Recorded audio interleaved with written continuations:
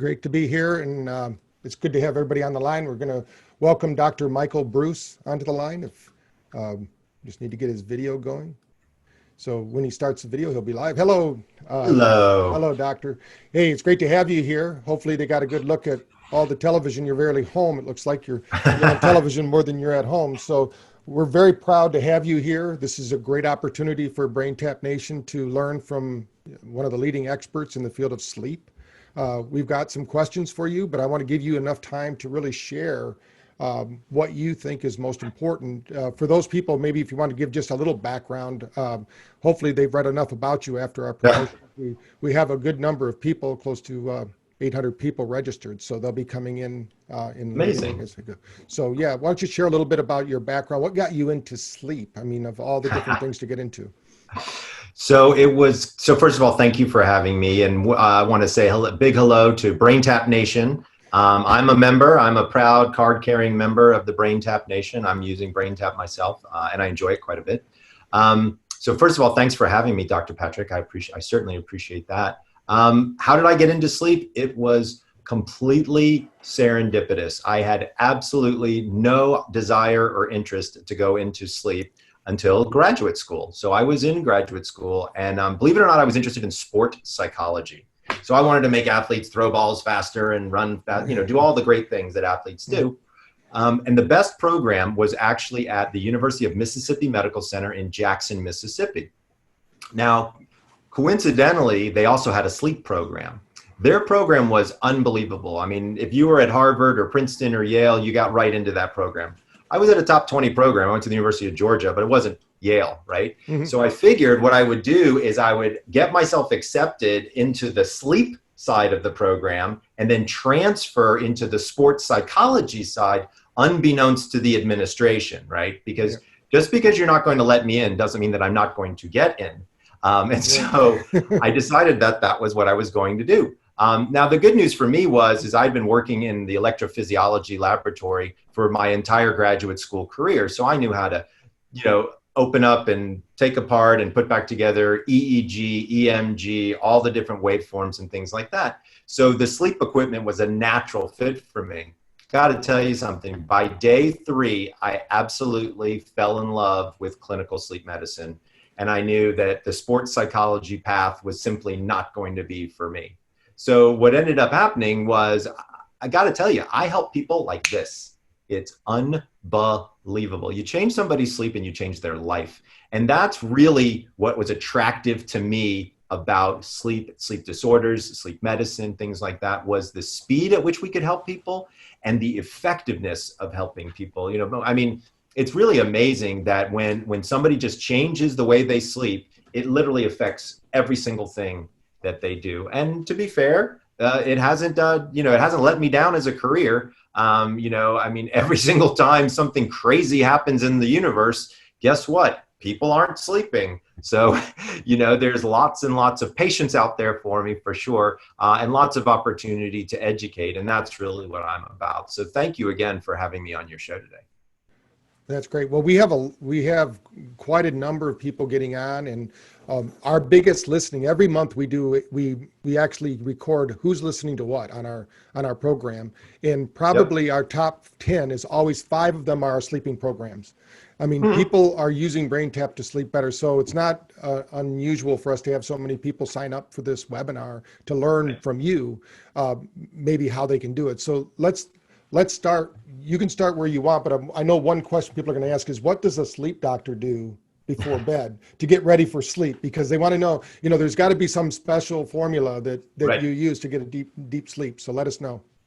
So absolutely. I'm more than happy to share my personal routine. But also remember that sleep is an individual process, right? And so one of the things that I talk about with people all the time is your sleep, and even sometimes your bed partner's sleep, can be dramatically different. You can go to bed at different times, you can get different amounts, and that might be perfectly normal thing to do. So let's do a quick little biology lesson in what is sleep, how does sleep work in the brain, and then how can we together discover some things for each other that can help with sleep, right? So step number 1 is looking at the brain in terms of there are 2 distinct systems for sleep.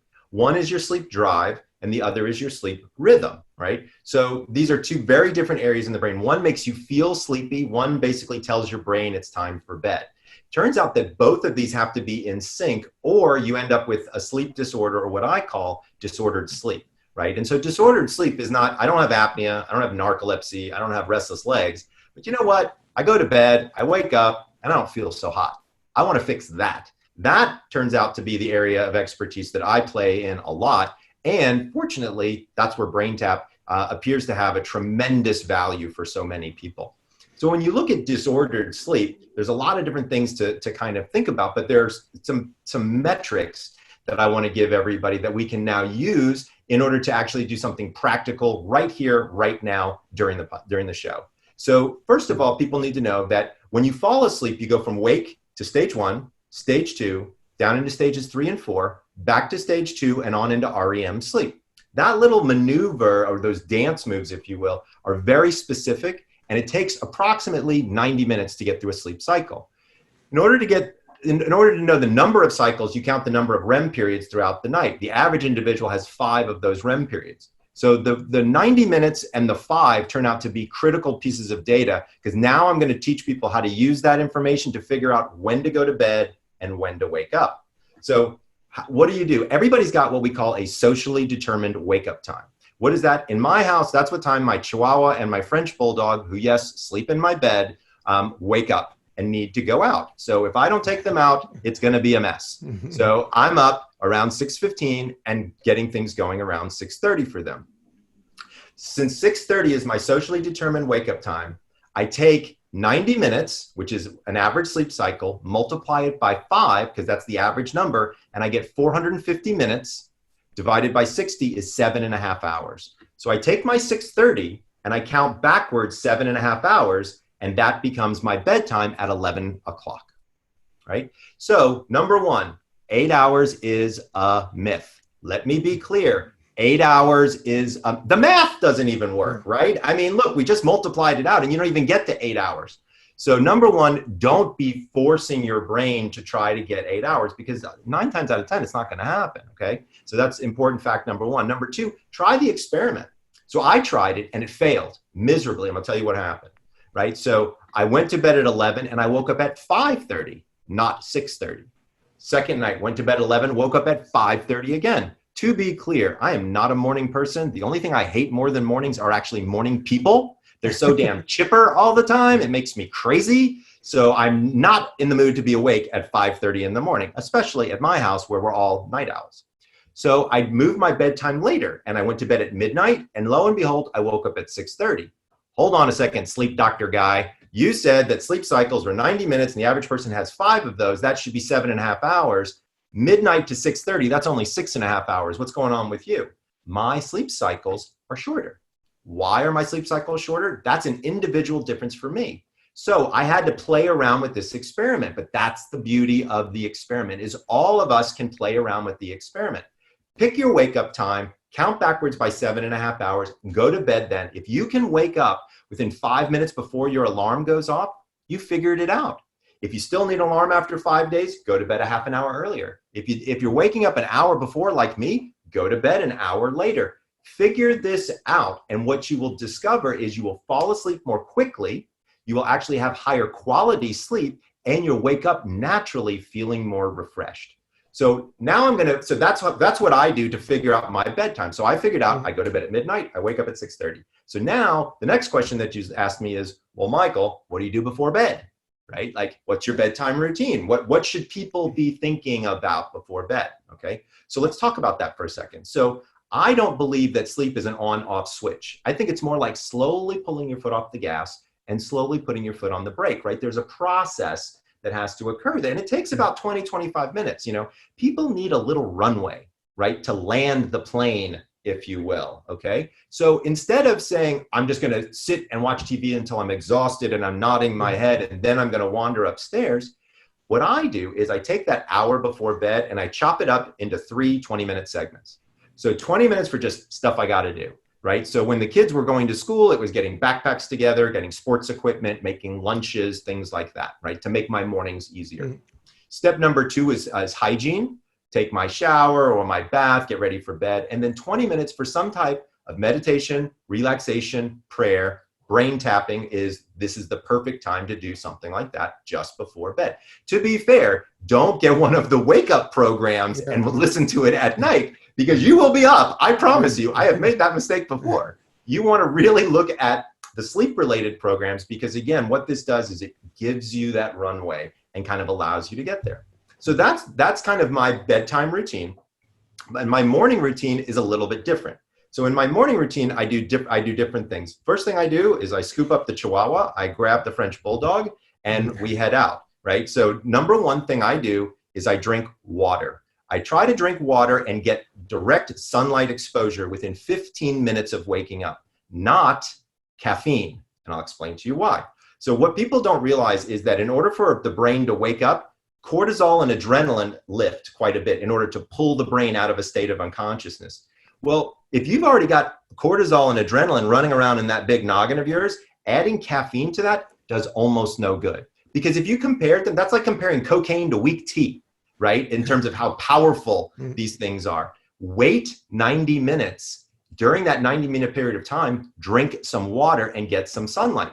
Dr. Breus, what's the science behind water and sunlight, or is that just a good thing to do? No, there's real science here. Most people don't know sleep is actually a dehydrative event.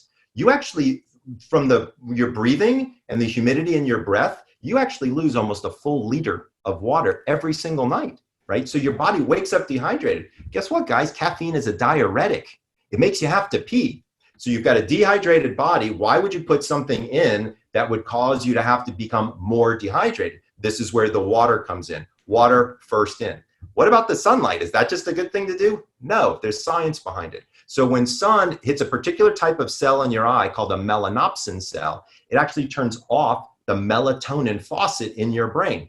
Melatonin, remember, is that key that starts the engine for sleep, right? We love it at night. It's no bueno at 7 o'clock in the morning. We want that sucker off, right? Sunlight, easiest way to do that. Bam, hits the eye and you're good to go. And guess what? Vitamin D. Vitamin D is a circadian pacemaker, so this is also quite helpful for you. So the water and the sunlight do multiple things from a science perspective to help you wake up and get energy. Now, there's a lot of other things that you can do. One of my favorite things is actually to use the BrainTap Wake Up at this time, but I've modified it a little bit. So what I do is, I know this sounds a little crazy, but I do this anyway. And I don't have any data for this part of my talk, but I do it, and I'm just going to admit it to everybody that I do. When I go outside with my dogs, I take off my shoes, I put in my earbuds so I can listen to the wake up, and I put my feet on the earth. I don't know why that feels so damn good, but it just does. And I'm listening and I'm breathing and I become centered for the day and I become present for the day. And that is how I start my day with a good day. So I would argue, it helps to be in Santa Monica too, to do that every morning. So, you know, it doesn't hurt when I live by the beach. That is true. Yeah. So you get that good feeling. But I try to follow all of these guidelines because, to be fair, if they didn't work, I don't think I'd do them. I've personally found that my morning routine has been phenomenal for me from an energy perspective.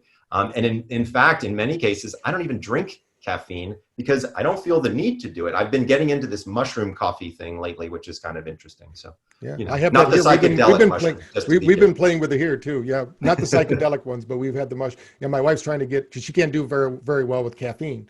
So, so tell us, now that we know the backstory of Dr. Sleep, the sleep doctor, that when we talk about that, when the sleep doctor is consulting with someone, what are the major issues? Because we've had questions like, I go to sleep fast, but I wake up in the middle of the night, I can't get back to sleep. Or I struggle to go to sleep, but then in the morning I can't wake up. So tell us, what do you commonly see, and what are some of your common antidotes for those? Yep, absolutely. So first of all, you named two biggies, right? Is what happens if I wake up in the middle of the night, and what happens if I wake up too early and can't fall back asleep. And then of course the other one is I can't fall asleep. So it's I can't fall asleep, I can't stay asleep, or I wake up too early. So what's interesting is those are actually the three types of identified insomnias: sleep onset, sleep maintenance, and what we call sleep offset insomnia. So there are different things that we can do for each one of those from a behavioral perspective that can be very, very helpful. So in falling asleep, I really use my power down hour because again, we all need that runway. We need to allow our bodies to relax, right? You can use BrainTap. You can do hot bath. There's actually data to show that by going into a hot bath, you actually increase your core body temperature. And when you get out of that bath, you decrease that core body temperature, which allows your brain to start pushing out melatonin. So one of the things I recommend for many of my patients who have a hard time falling asleep is a hot bath approximately 90 minutes before bed. So that's one of the things that people can do very easily. Honestly, you could be listening to a BrainTap meditation in the bathtub if that's what you wanted. Please be careful. Don't drop your phone into the water, all that good stuff. But again, that's one of the things you can do. And by the way, a bubble bath turns out to be better than a regular bath. What are you talking about, sleep doctor? Where's the science behind that? So it turns out that when you have a bubble bath, you form a layer of insulation across the water and it keeps the water hotter longer. So Mr. Bubble is your friend for the nighttime. I'm just letting you know now. Other things, pre-bed problems, it's almost always anxiety, right? It's almost always worry and thoughts. So doing different things to distract yourself can make a lot of sense. I'm literally the only sleep doctor in the universe that says it's okay to fall asleep with the television on. What are you talking about, Michael? How can you say something like that? So I'll tell you what happened. My wife falls asleep with the television on. She told me when we were dating, Michael, if we ever have a sleepover, I need to let you know that I fall asleep with the TV on. I said, hon, don't worry about that. I'm going to fix that. I don't know about how many of you out there have ever tried to fix something in their bed partners. If you've been successful, I'd love to know how you did it. So I removed the television. She said, you can be removed from the bedroom. I put the television back in. I was allowed back into the bedroom. So then I studied her, right? And I wanted to see what was going on. Turns out she wasn't even watching it. She was listening to it, right? So her eyes are closed and she's just kind of listening out of the corner of her ear. And when I interviewed her about it, she said, you know, it's just a distraction. Like it's always an old episode of Seinfeld or Friends or something funny, lighthearted, right? It's not news, right? And let's talk about that for just a second, because we're in a pretty unprecedented time of massive anxiety right now, right? And so give yourself a media diet, okay? 90 minutes before bed, you really don't need to know how many new cases of COVID are in your town, okay? I promise you that's not going to change that much from when you wake up. Doing things before bed that can lower that level of anxiety is always going to be good. Whether it's distraction through a television, a meditation, a prayer, reading, playing a game, doing something that's more positive is going to be good. But one of the things I don't like people doing is playing around on their devices, right? I'm okay with the TV. It's all the way across the room. But these devices have got two significant problems with them. One is the blue light that gets emitted from them, right? And so if you're sitting here, you know, looking at Facebook or whatever, that blue light is very close to your face. Now, what you can do is you can actually wear blue light blocking glasses. So this is my imitation of, let's see, Elvis Costello or Bono maybe, right? Nick Cage, all these guys are wearing these things now, right? But this is what I actually do about 90 minutes before bed, because what it does is it lowers the blue light. Believe it or not, that actually helps lower anxiety as well. So for some of those people who are saying to me, wow, I'm having a hard time with anxiety before bed, blue light blocking glasses can actually be helpful. However, if you're trying to get your high score on Candy Crush, you ain't trying to go to bed, right? So at the end of the day, you want to do things that are relaxing, that are things that will be blissful, that will relax you into that state of being able to fall asleep. So that kind of covers the pre-bed anxiety, and hopefully people can fall asleep. To be clear, going to bed at the same time every single night is one of the easiest ways to improve your sleep, right? Because your brain knows what to do. Waking up at the same time also improves that level of sleep quality. So if you take one thing from my talk, other than that I'm a big brain tapper and that I think there's a lot of great uses for it, keep your consistency always on the mark with your sleep schedule, specifically your wake up times. In the middle of the night, holy crap, what are you gonna do? You wake up, and I'm gonna tell you exactly what happens. And everybody does this. You wake up, you look at the clock, and then you instantly do the mental math, right? And then you say, oh crap, right? So what happens is you look at the clock and it's 3:36 and you got to get up at 6. And then you say, oh crap, I've only got 2.5 hours. Sleep, sleep, sleep. And you try to sleep. So let me tell you about trying to sleep. I believe personally that sleep is a lot like love. The less you look for it, the more it shows up. You know how like you're out there looking for a partner or something, you can never find the right person. The second you stop, that awesome individual enters into your life. Sleep is the same way. When we're trying and trying and trying, we're trying too hard. So in the middle of the night, when you look at that clock, change the script, make it positive. So this is going to sound a little woo-woo, but I'm telling you, I've got some interesting data to show people. But in the middle of the night, instead of saying, oh crap, I only have 2.5 hours left to sleep, if you change this mentally to say, you know what? I am excited. I've got 2.5 hours to take an awesome morning nap, get a little bit more rest. If I don't, I'm going to lie here and allow my body to rejuvenate and just chill out. Here's what ends up happening is you lower that level of anxiety, which physiologically lowers your heart rate, lowers that level of arousal, allows you to fall back to sleep. A couple other things that I do in the middle of the night for my patients is I do 4-7-8 breathing techniques. So this is a well-known military technique for breathing. You breathe in for a count of 4, hold it for a count of 7, breathe out for a count of 8. It's exactly what it says. What this does is this was actually a technique that was developed by the military for their snipers. So it turns out that if you're a sniper and you have a gun and your heart is beating at over 60 beats per minute, it'll actually change the trajectory of the bullet, right? Because it'll actually have an effect on the gun. So by doing this 4-7-8 breathing, they bring their heart rate down. Well, that's the best part for us because most people don't know it, but if you have a heart rate below 60, you can enter into a state of unconsciousness. So doing this 4-7-8 breathing in the middle of the night really helps people out quite a bit. Other things that you can do, progressive muscle relaxation in the middle of the evening, things like that. There's also one other thing. Well, actually, there's 2 other things I want to bring up for middle of the night that I think are important. So number one, if we have any men that are watching, the big thing to remember is if you're waking up in the middle of the night and you gotta pee, you really probably want to talk to your doctor about getting your prostate looked at.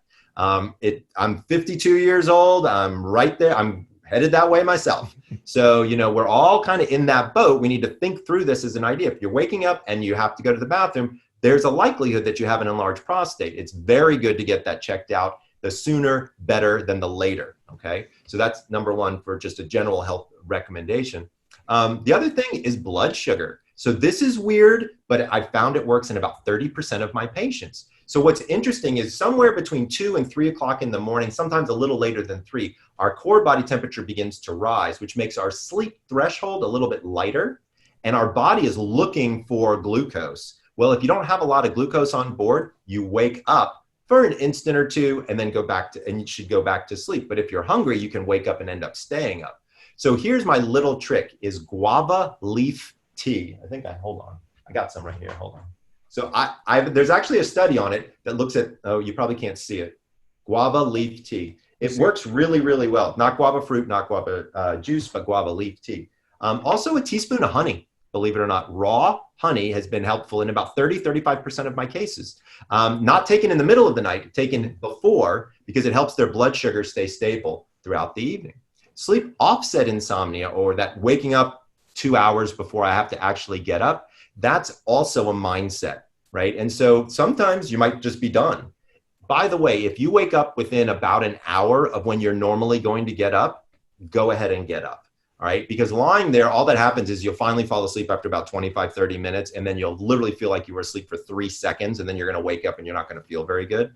So anything less than an hour before your wake up time, just go ahead and get out of bed and start your day. If you've got a couple of hours, then the best thing to do is to chill out, right? Remember, an hour's worth of rest is worth probably about 20 minutes worth of sleep. This is a perfect opportunity to do some form of meditation, relaxation. You could actually pull out a BrainTap here and use it in the morning time when you've got several hours left to sleep. So there's a lot of different things that you can be doing, but those would be the kind of the main things that I would do for those particular types of instances. That's great. So we've also had a question. Some people, when they snore, like we had one question come in, they said their husband's snoring has gotten worse over time, but they've been diagnosed that they don't have sleep apnea. So what's causing those things and what do you recommend people do about snoring? Absolutely. So snoring is just air turbulence, right? And so if you've ever been in the garden and you put your thumb over the end of the hose, you notice that the water squirts out faster, right? So in this instance, your nose is the hose, right? And so this is the hose where your air goes in through your nose, down into your lungs. Any place in that pathway that becomes narrow, the air moves faster, just like the water squirts faster when you stick your thumb over the end of it, because it's narrowing the aperture. So anything that we can do to open up the pipe makes it so that you don't snore as much. This is the reason why the elbow to the ribs, turn over onto the side works, is because when you're on your back, gravity is pushing all your anatomy to the back of your throat. When you rotate to the side, all your anatomy falls forward and it opens up the pipe. Okay, so how can we open up the pipe? Well, there's a couple different ways. Number one, weight loss. About a 5% weight loss. I'm not saying you got to lose 50 pounds, right? I'm saying 5%. So in a 200-pound man, that's 10 pounds. What you'll see is a lowering of the decibels by probably about 25 to 30 decibels in terms of snoring. So that in and of itself can be quite helpful. And to be fair, they probably need to lose the weight. Okay, just again, to be fair. If they're a lean individual and still having the snoring and the snoring is getting worse, then you're definitely going to want to look at congestion, because that turns out to be a major factor. So nasal congestion, allergies, things like that. One of the many things I have my patients do is use a saline spray, just a saltwater spray right before bed in their nose on either side to irrigate that area and to get all the gunk out. Because again, any congestion is going to narrow that pipe and make the snoring. Positionally, there are positional things that you can do, right? On your side, things like that, sleeping on your stomach, which is not the best idea, just to be clear.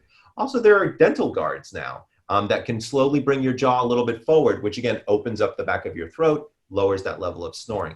One of my favorite devices is called Mute, M-U-T-E, and it's an internal nasal dilator that goes up inside your nostrils. That's what I use if I'm ever drinking alcohol. My wife says, if you've had 2 beers, go put your nose thingy in, because I don't want to listen to you snore, right? And that's the other thing that's oftentimes is alcohol, right? Is if you've got an individual who likes to have a couple of glasses of wine or 3 or 4 beers, that is absolutely going to have an effect on snoring. Right. I think also if people are just tired, right? When they're super tired, their body, they don't sleep in the right position and things like that. Now, another question we have, because you've already mentioned something really good. And for those listening on Facebook, I put a link to the tea that you mentioned so they can see it. But when the other foods, like, are there foods that you recommend people avoid, foods that will stimulate sleep? Tell us a little bit about, because a lot of people are looking for, we have a saying, you can either take a pill or you can take responsibility. Of course, we want to have people take responsibility. So what is the food one that you would talk about? Yeah, so food is interesting in many different ways, because we know that food absolutely has an effect on the way we sleep. To be clear, high processed, high sugar foods are detrimental to sleep. If it's in a bag or a box, it's probably not good for you in general, and it's almost assuredly not good for sleep. That being said, there are some things to think about. So number one, you should not go to bed hungry, all right? Because if you go to bed hungry, these hunger thoughts are going to prevent you from being able to fall asleep. But you shouldn't go to bed with an overfull stomach, because your body was not meant to digest lying down. It was meant to digest sitting or standing. So Michael, what are you saying?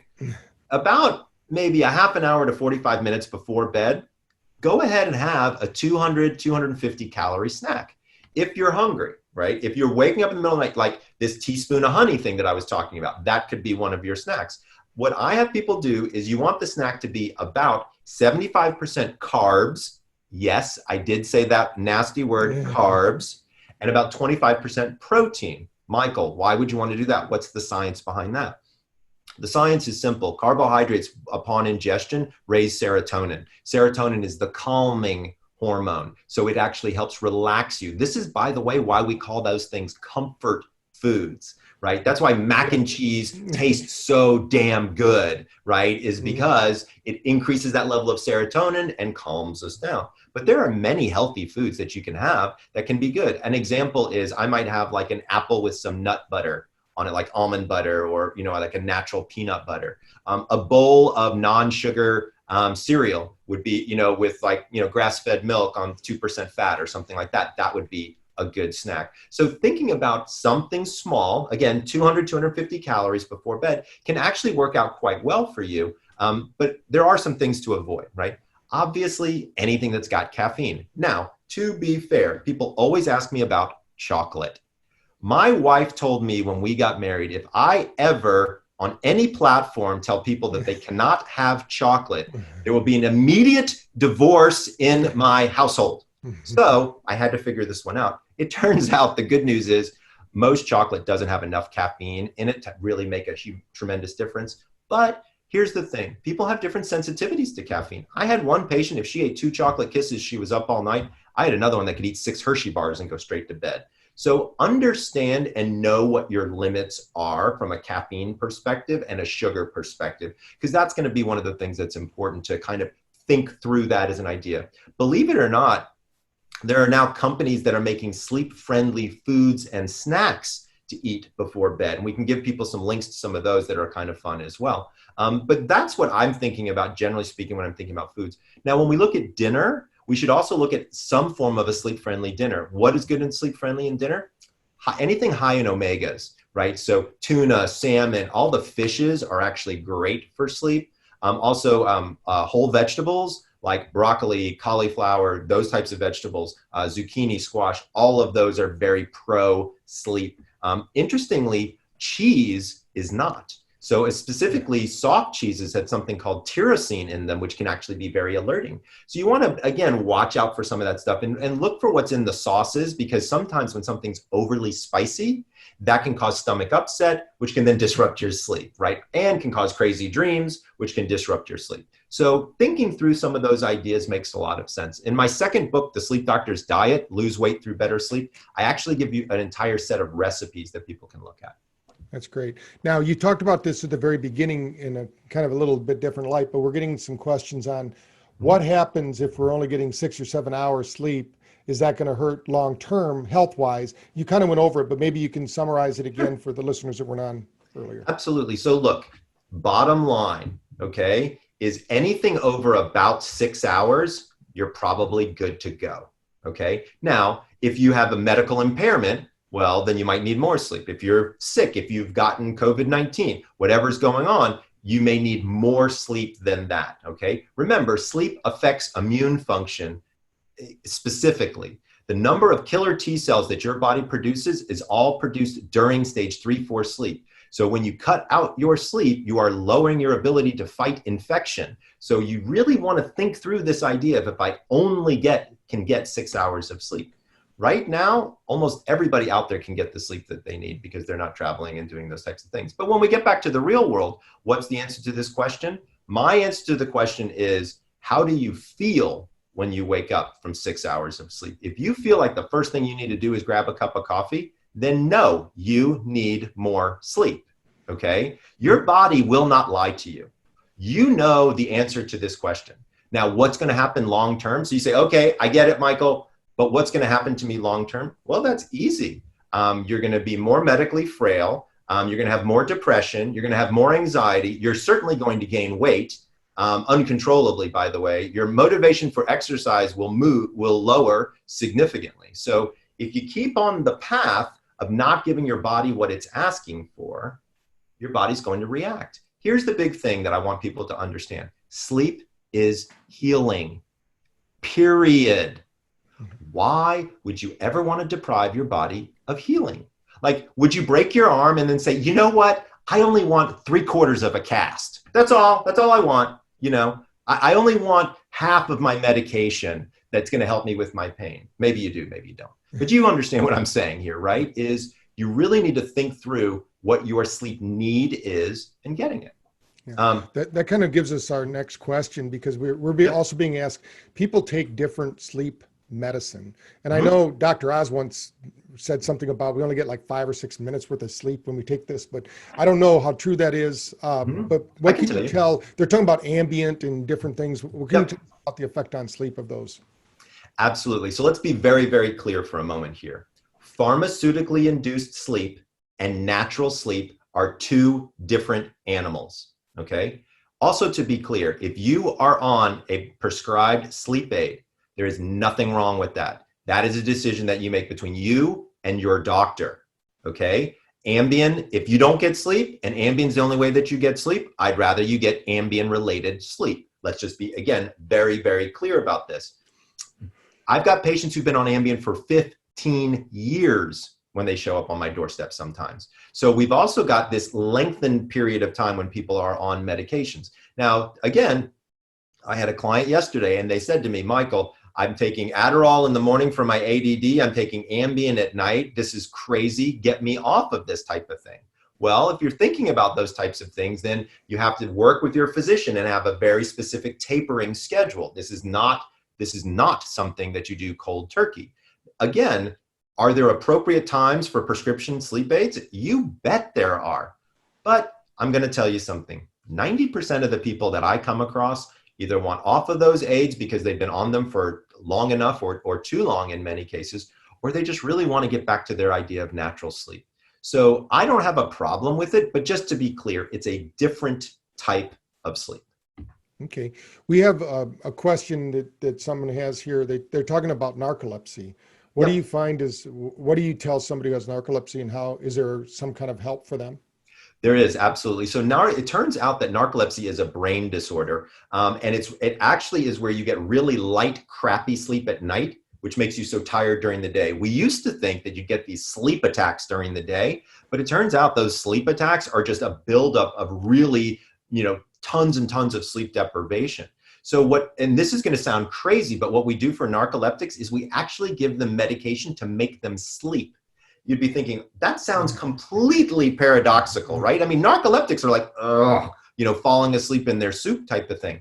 Not really the case. So number one, narcolepsy is on a spectrum. There are mild, there are severe. You could be sitting next to somebody with narcolepsy and you'd have no idea. But what we're doing now is we're giving special treatments at night and then stimulants during the daytime to keep them awake. This is all done by a neurologist who's also board certified in sleep. So if people are looking for and seeking treatment, you want to go to www.sleepcenterswithans.org. And at the top, you can put in your zip code and it'll tell you about an accredited center near you. Right. Also, I just feel compelled to say this. If you're going to one of our BrainTap doctors, have you listen to the SMR training. That's what we designed for narcolepsy. So that's a brainwave just before waking up that as we get better looking and more intelligent with age, it atrophies. So, and that's why it has to do with balance and that. But I think right on with what you're saying. Now, a few people have requested that you review over for us again in the middle of the night. We wake up, we're going to do this military breathing. So go through that again, because we've gotten quite a few people asking for a recap. Okay, so we're going to all do it together right now. All right, so we're going to do it. We're going to do a demo live for everybody, all the brain tappers out there. Ready? So you breathe in. You're going to do it with me, okay, Patrick? So we breathe in for a count of 4. 1, 2, 3, 4. Hold 2, 3, 4, 5, 6, 7. Out 2, 3, 4, 5, 6, 7, 8. In, big breath. 2, 3, 4. Hold 2, 3, 4, 5, 6, 7. Out 2, 3, 4, 5, 6, 7, 8. Breathe in again. And that's the method right there. It's 4, 7, 8. It's literally just the numbers, right? And you just do it by seconds. Now you'll notice that I was a little bit slower on the 4 to allow for a big deep breath in. And I was a little quicker in the pace on the hold and the release. What this does is it pulls all the excess carbon dioxide out of our lungs. A lot of us are shallow breathers. We don't take these big, deep, enjoyable breaths and let all that out. And so this is one of the ways to dispel that carbon dioxide, get fresh oxygen in, and dump that heart rate. Yeah. And for those listening that might have heart rate variability on their phones or smart watches, if you do this breathing, you're going to find you're going to lower your heart rate. I mean, you're going to be able to watch it go down. So that might be something fun. Yeah, so that's really good. So someone is saying they only get about 4 hours sleep, and they've only been doing that 4 hours for 3.5 years. Right. And they followed sleep hygiene, but they want to know how can they make themselves fall asleep. And they're getting depressed about it, of course, and they're ending up with, basically confused and a little dementia, maybe even because they're not getting enough sleep. Yep, I completely understand where you're coming from. When somebody turns to me and they say that they only get 4 hours of sleep a night, they need to seek professional help, period, right? You need to talk with your doctor and let them know what's going on, and then see a sleep specialist like myself. Now, to be fair, you may not end up on a prescription sleep aid. You may end up with something called cognitive behavioral therapy for insomnia. This is now, believe it or not, available online. There are several very reputable companies. There's one called Shut Eye. There's one called, there's a couple of them. I'll get you some resources and we can get them out to this individual. But don't worry, there's available resources. But when you tell me you're only sleeping 4 hours, I don't want to throw out a piece of advice. I want you to seek help from a professional because I think that's going to be better for you. Right.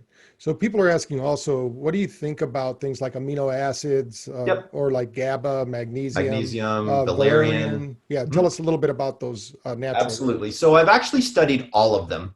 And my goal has always been, number one, we want to make sure that the vitamins and minerals that are required for our bodily function are at the right levels. So we always start with 3 different things. We look at magnesium, we look at magnesium, iron, and vitamin D. Those are the 3 big ones that I always want to look at with people. So I usually do blood work and we find out if they're deficient. Then we bring them up to the right level. So what do I do in the morning? Every single morning, I personally discovered that I have a vitamin B, as in boy, deficiency. So what do? Is I take 250 milligrams of vitamin B in the morning. I take my Bs in the morning because they tend to give me energy. Then I have 5,000 international units of vitamin D3 in the mornings. And then I do take my omegas in the mornings. So I'm actually and by the way, I have magnesium with my vitamin B in the mornings. Most people like to take their magnesium at night. I got no problems with that, but you want to make sure that you've got magnesium, vitamin D, and iron covered for you personally. Then if those are at the right levels and you're still having difficulty sleeping, that's when you would institute something like a GABA, an L-theanine, or a valerian, something like that. I've actually written extensive articles on all of these different ingredients on my website. So we can refer people back to thesleepdoctor.com on my blog. And I've done everything from melatonin to valerian to L-theanine, jujubicide, magnolia bark, like literally anything you can think of. I've written about a 2,000-word article to give you all of the understandings, where it works, where it doesn't, dosage recommendations, things like that. So, Sleepio, yes, somebody found it for me. Yes, Sleepio is the name of the other one that's online that's really quite good. Thank you, Anita. Yeah, I'm going to put in the Sleep Doctor into the notes section. Everyone who's on this call should go to thesleepdoctor.com, get his emails, read his blogs. If you're on this call, that means you have an interest in sleep, and you've got the master here who can give you weekly. It's something that you don't want to eat it like an elephant. You want to take it by small pieces. And I love the way you deliver it on your website. Oh, well, thank you, Pat. I appreciate that. Yeah. So when we talk about, some people get woke up, of course, because they're experiencing nightmares or some psychological issues. What do you recommend for that? Of course, we have BrainTap, but how would you recommend other than BrainTap? Absolutely. So nightmares in particular are a very interesting scenario. And to be fair, there are a lot of people specifically right now that are having some crazy dreams, right? We're calling them quarren dreams at this point now. Sounds like a Star Wars thing or something. I know, right? Exactly. Tryptophan for turkey. It's a myth. You'd have to eat a 46-pound turkey to get enough tryptophan to actually make it work. So let's get back to, nightmares. Yeah. So there's actually a treatment modality for nightmares that's been developed by Dr. Barry Krakow at the University of New Mexico, and it's called an imagery rehearsal retrainment. It's fascinating. So what we have people do, and I'm about to put a blog out about this in particular, is we have them write down every aspect that they can remember of their nightmare to the detail. Somebody's coming after me with a bloody knife, and it's my ex-wife and my ex-mother-in-law, whatever, right? And then you change the script at the end, and you go from being the victim to being the victor, right? So instead of somebody trying to kill me, you're killing them, or you can escape, or whatever it happens to be. And then you actually read the text all the way through the dream with the new ending 4 or 5 times before bed. And over the course of 5 to 10 days, it actually changes the content of the dream, which is really cool. Also, when we were talking before, having happier thoughts before bed or more positive thoughts before bed, there's actually a great article looking at optimism before bed. And it shows that not only do you fall asleep more quickly, but you have more pleasant dreams. So again, doing things that are optimism related and positive related are always going to be good. I see a question here from Joshua who asks about lucid dreaming. Is it okay if I hop on and answer that one? Go for it. So lucid dreaming, for folks who don't know it, is when you wake up inside your dream, but you're still asleep. So you actually get a level of consciousness and you recognize, holy cow, I'm in a dream. Now, what's fascinating about lucid dreaming is this is a skill that you can actually develop. So I've personally been a lucid dreamer my whole life since I was very young.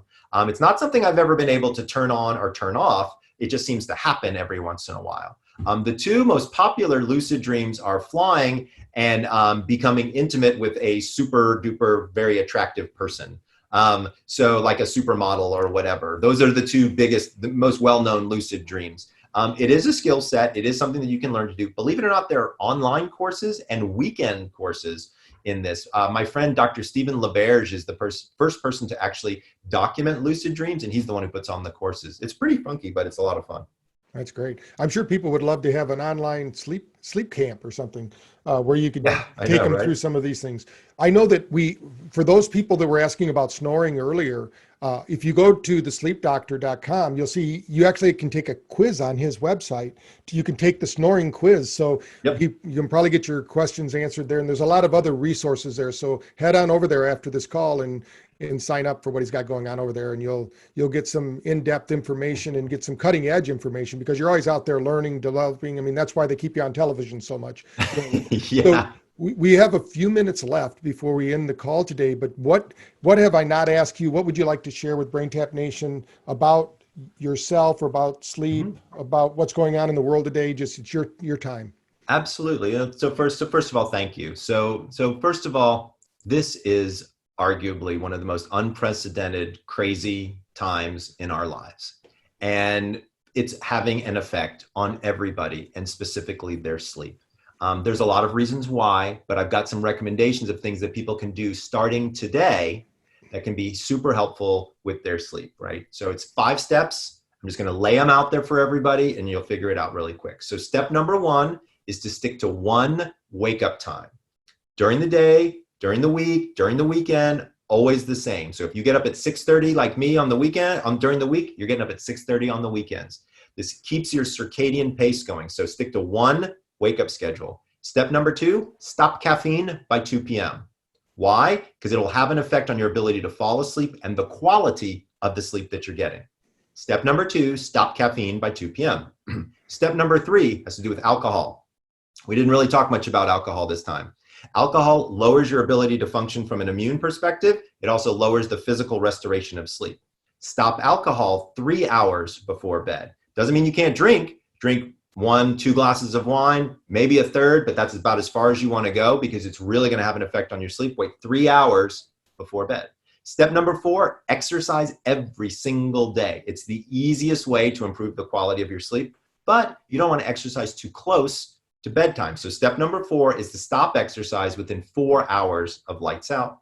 And step number 5 has to do with my morning routine, which I've already told you about, which is grab a bottle of water, go outside and get 15 minutes of sunlight every morning. So remember, step 1, stick to one wake up time. Step 2, stop caffeine by 2 p.m. Step 3, stop alcohol 3 hours before bed. Step 4, exercise daily, but stop 4 hours before bed. And step number 5 is go outside, give the sun a high five, get 15 minutes of sunlight while drinking a bottle of water. How's that? That's great. Well, Dr. Breus, this has been awesome. I think you've answered a lot of questions. Awesome. They'll be able to replay it. If you're watching this and you have some additional questions, then please get them to us here at BrainTap. We'll make sure that we get Dr. Breus in his spare time to answer all your questions. That's what he does. But we'll get them answered. You've done a great job. You can go buy his books at Amazon. They're all available there. You can go over to his website, thesleepdoctor.com, log in, be a part of the program, and do it. So also, for those that haven't been involved with BrainTap yet, if you go to braintap.com/sale, you're going to see a special sale. We don't do sales very often, but we thought we're bringing the sleep doctor out, and we figured we might as well give you all a an ethical bribe here at the end, and go there, see if it's something you want to take part in. It's a great deal. We usually never do sales. So those of you that have been following BrainTap, you've probably never seen us offer a sale. We did it one time last year. This is our one time right now to help you out during this time. So get over there, check it out, check out the Sleep Doctor, check out braintap.com/sale. That will only be up for, I'm not sure, I think a week or something like that. And then it's going to be taken down so that, people can get back to normal at their clinics and that. Again, thank you, Dr. Michael. This has been great. And I look forward to seeing you again once we can travel again and get back out to California and do the things we're used to. Hopefully we'll be going out your way in June for the conference with Dave Asprey in the Upgrade Labs. But yeah, absolutely. And I just wanted to take a minute and say thank you. Thank you to the BrainTap Nation for your interest in my work. And I am letting everybody know, no BS, I'm a faithful BrainTap user. I use it and it works. So if you're thinking about trying it out, check out the sale. I think you might really benefit from it. But I was quite surprised at how well and effective that it was for me personally and for several of my patients. So again, thank you so much, Dr. Patrick, for letting me on here. And I'm just excited to be a part of your nation. Yeah, that's great. Well, thank you. I know that one of the sleep aids that you were at the Consumer Electronics Show we have in our bedroom, of course, and my wife measures her sleep with it. I have to rely on my ring. I don't get the technology like she does, but there's a lot of technology. You can learn all about how to measure your sleep over on his site. You can measure about what he was talking about, the different levels of sleep. If you're a little confused still, pick up his book at Amazon. Let's support Dr. Breus here for his time here, and appreciate all of you for being on the line. And thank you again, Dr. Mike. Absolutely. This is Dr. Michael Breus, the sleep doctor, wishing everybody out there sweet dreams.